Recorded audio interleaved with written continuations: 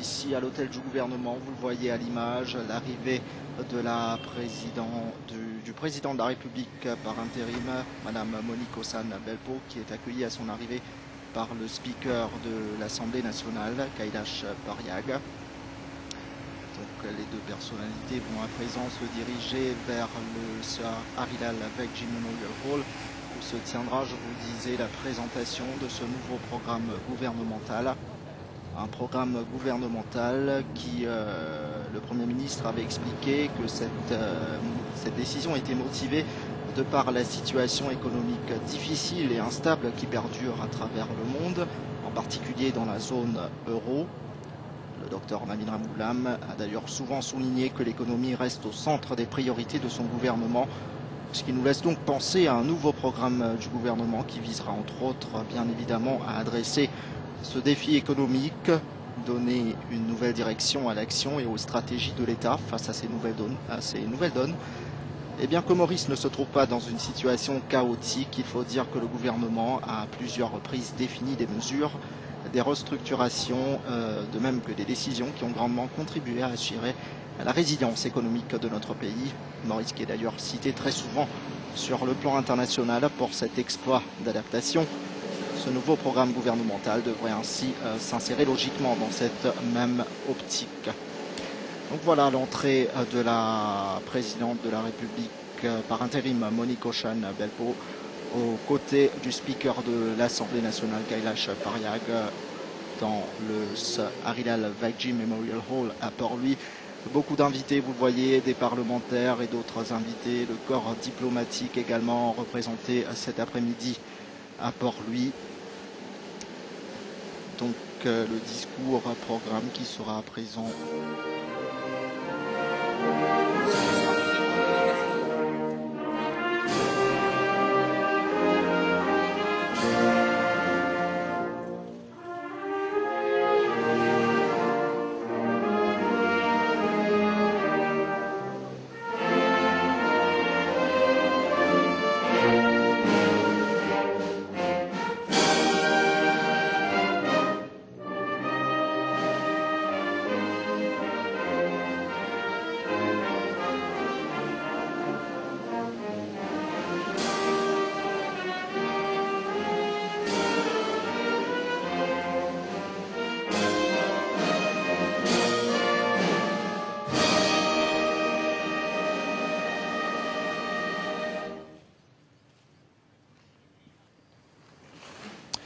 L'hymne national, un moment intense de cet après-midi. Donc, vous le voyez, les invités sont déjà sur place. Une présentation du discours, un programme qui marquera un peu l'histoire du pays et des femmes mauriciennes. En effet, Monique Belpo devient la première femme mauricienne à procéder à la présentation du programme gouvernemental.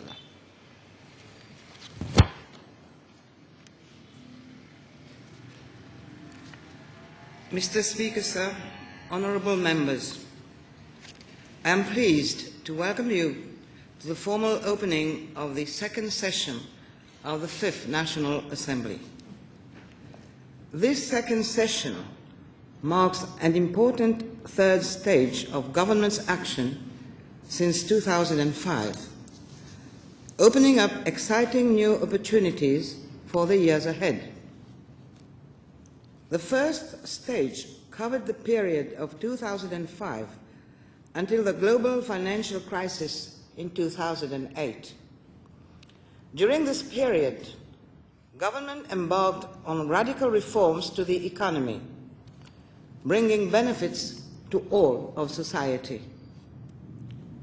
The result was the highest average economic growth the country has witnessed since 2000. The second stage covered the years since the financial crisis until today. During this period, the focus had to be on stability in the face of the worst global recession for 80 years. Our growth rate has been impacted, yet it is worth noting that our average growth since the financial crisis still exceeds that achieved between 2001 2005, when the world was not facing any economic crisis. Government takes great pride in the fact that Mauritius has never before witnessed a period of such stable growth as has been achieved over the last 7 years. As noted by international observers, this stability has been achieved by the positive way our economy responded to government's supportive policy packages. Since 2005, when the country was declared to be en état d'urgence économique, on the brink of a precipice, our country has witnessed economic growth increase, investment rise, including an unprecedented increase in foreign direct investment, the unemployment rate decline, the level of government debt decline relative to the size of the economy, and average income per head in purchasing power parity terms rise by 50%, the best performance since 2000. All these have occurred despite the worst global environment for 80 years. Our country has made considerable progress since the time, just 7 years ago, when unemployment amongst our youth stood at a dispiriting 26%, and when public sector debt stood at 64% of GDP, well beyond what is considered the danger zone. Government has put an end to the practice of stacking liabilities through off-budget transactions to the tune of 6 billion rupees. It has reduced the suffocating effect of large and unsustainable budget deficits, 8.1% in 2005, and it has better controlled and managed the structure of debt. Government has produced robust domestic economic fundamentals during a period of global crisis. It has done so by bringing public finances under control, opening up the economy to global competition, boosting SMEs to ensure that the benefits of growth are broadly based, and by improving the doing business environment. These measures introduced by government have produced the strong and resilient growth of the last 7 years, while at the same time advancing social justice and economic democratization. However, there is no room in the current global situation for any complacency. We are here today to focus on how government will lead the nation forward onto a new third stage in very changed conditions. The world economy is a dramatically different place to that of even a few years ago. Our historically most important market, Europe, is set for grim years of weak growth as it wrestles with fiscal austerity and the problems of the Eurozone. The center of economic gravity is shifting to new regions, Asia, Latin America, and Africa, providing both fierce competition and exciting new markets for our country. There is another vital reason why we have to embark on a new stage. Mauritius has attained significant economic and social achievements. It has successfully reached the level of upper middle income countries, according to the World Bank. We now have to turn our eyes to a whole new phase of economic growth and focus on becoming a high-income nation. Government will coordinate our national effort to achieve this greater prosperity. It will raise the skills and capacities of our people, harness the power of technology, modernize and streamline our institutions, accelerate innovation in existing industries, and encourage diversification and growth in new and more sophisticated sectors. In doing so, government will remain rooted to the underlying philosophical values that have always guided its actions. Progressive politics, that is, mettre l'humain au centre du développement. We have always considered economic success to be meaningful only if it leads to improvements in the quality of life for all in a sustainable way.